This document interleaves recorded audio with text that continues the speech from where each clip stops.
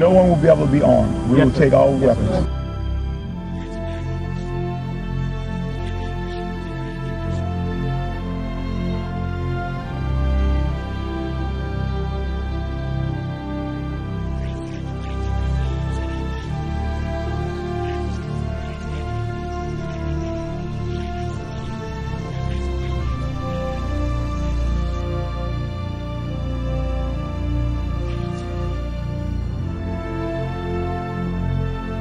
Every service member has an obligation, not just that they can refuse a legal order or an unlawful order. They have an obligation to. They have to. And so they have to make a decision for themselves where that line is.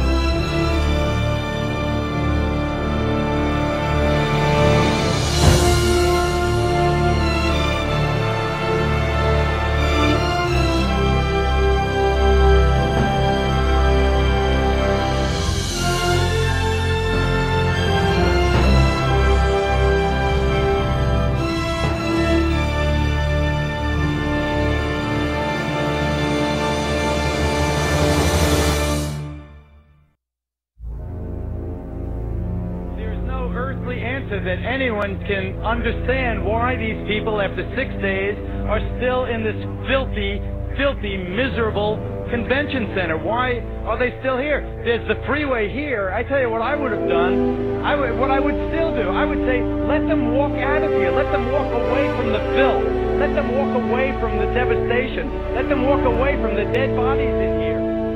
Let them walk out of there because I'm standing right above that convention center. And what they've done is they've locked them in there. The government said, you go here and you'll get help. Or you go in that Superdome and you'll get help. And they didn't get help. They got locked in there and they watched people being killed around them. And they watched people starving. And they watched elderly people not get any medicine. And now they know it's happening because we've been telling them repeatedly over and over every day. And you know what they're doing now? And I'm not blaming anyone. I'm telling you what's happening. They have set up a checkpoint at the bottom of this bridge. This is the bridge that takes you from New Orleans over into Gretna, from Orleans Parish into Jefferson's Parish. It's the only way out. It's the connection to the rest of the world. And they've set up a checkpoint, and anyone who walks up out of that city now is turned around. You are not allowed to go to Gretna, Louisiana from New Orleans, Louisiana. Over there, there's hope. Over there, there's electricity. Over there, there's food and water. But you cannot go from there to there. I think the government will not allow you to do it. It's a fact. I don't know, man. Let them walk out of here. Let them walk the hell out of here. Let them get on that interstate and walk out. We had Walmart deliver 3 trucks of water, trailer trucks of water. FEMA turned them back. They said we didn't need them. This was a week ago.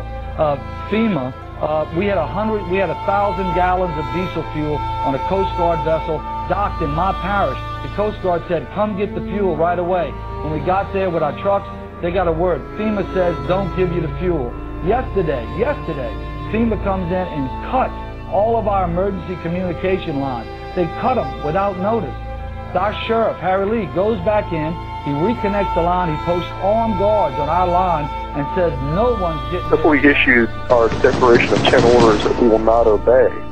And what those are designed to do is to get the troops thinking ahead of time about where the line of the sand is in advance. And that's what we're hearing in feedback from people in National Guard units is that in Katrina, that's kind of what happened, is the police and the military there, the National Guardsmen, were caught off guard and really hadn't thought about it in advance. Walking up and down these streets, you don't want to think about the stuff that you're going to have to do. Somebody pops around the corner. Let me shoot an American.